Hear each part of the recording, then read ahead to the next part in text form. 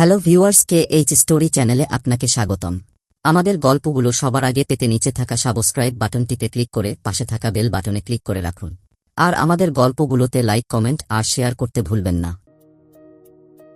কাজী অফিসে আজ তোকে বিয়ে করব। কি বলছো এসব? তোমার মাথা ঠিক আছে? আমাকে বিয়ে করবি না কেন?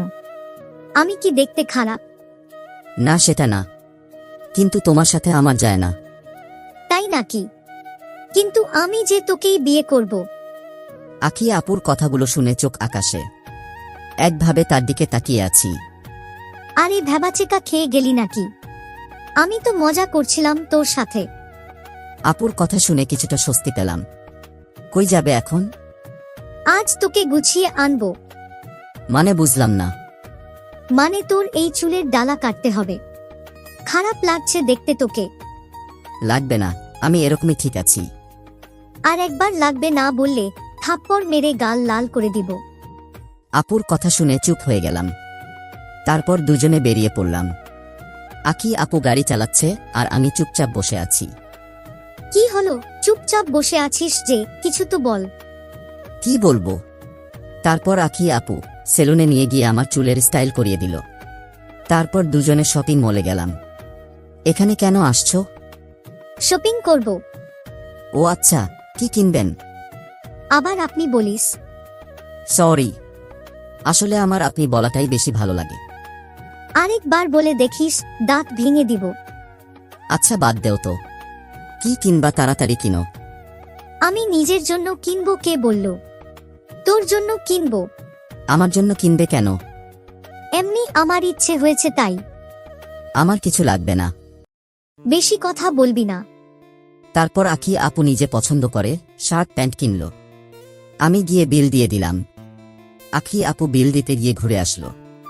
তোকে বিল দিতে কে বলছে? আমার জিনিস তাই আমি বিল দিলাম। আমি কি বলছি তোকে টাকা দিতে? না, এমনি দিলাম।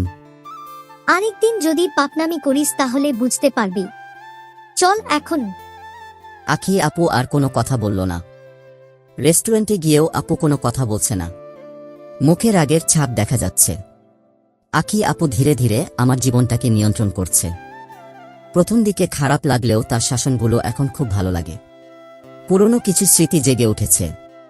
এখনো রাগ করে আছো? কি হলো? সরি, আমি বুঝতে পারিনি। হইছে, আর ছড়ি বলতে হবে না। তারপর খাওয়া দাওয়া করে বেরিয়ে আসলাম। এবার আর বিল দিতে গেলাম না। ফ্রিতে বকা খাওয়ার শখ নেই আমার। আখি আপু আমাকে বাসায় নামিয়ে দিয়ে চলে গেল।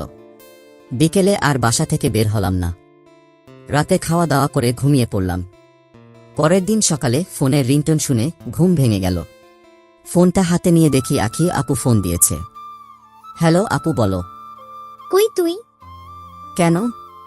বাসায়। তাড়াতাড়ি ক্যাম্পাসে আয়। ফ্রেশ হয়ে কলেজে গেলাম। কলেজে ঢুকতেই অনেকে হা হয়ে তাকিয়ে আছে। নিজেকেই কেমন যেন লাগছে, কারণ নিজের স্টাইল চেঞ্জ করেছি। অগোছালো ছেলেটা আজ ফিটফাট হয়ে কলেজে এসেছে, তাই হয়তো সবাই তাকিয়ে আছে। আমি আখি আপুকে খুঁজতে লাগলাম। একটু পর আপুকে দেখলাম ৩-৪টা মেয়ের সাথে একাডেমিক ভবনের দিকে যাচ্ছে। আমি ডাক দিলাম। আখি আপু আমার ডাক শুনে পিছনে ফিরে তাকালো। আমি ওদের কাছে গেলাম। কই যাও? আখি আপু কিছু বলার আগেই তার বান্ধবী বলল, ছেলেটা কেড়ে দেখতে তো খুব কিউট।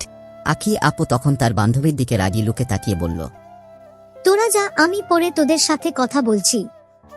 আখি আপুর বান্ধবীরা আপুর চেহারা দেখে হাব ভাব বুঝতে পারছে, তাই কিছু না বলে চলে গেল। যেতে যেতে আখি আপুর এক বান্ধবী বলল, এই ছেলে তোমাকে দেখতে না খুব কিউট লাগছে। আখি আপু মাঠের এক কোনায় গিয়ে বসে পড়ল। আমি দুইজন বসার মতো দূরত্ব রেখে বসলাম। দুজনে চুপচাপ বসে আছি।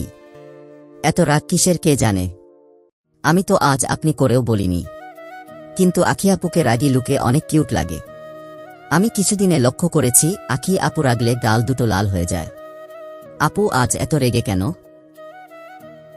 কি হলো, বলছো না যে? আমি তো আজ আপনি করে বলিনি, তাহলে রাগ করে আছো যে? তোর কি কেউ আসবে? আমার আবার কে আসবে? তাহলে মধ্যে এত বড় জায়গা ফাঁকা রেখে বসে আছিস কেন? আরে পাশে বসলে সবাই নেগেটিভ মাইন্ড করবে।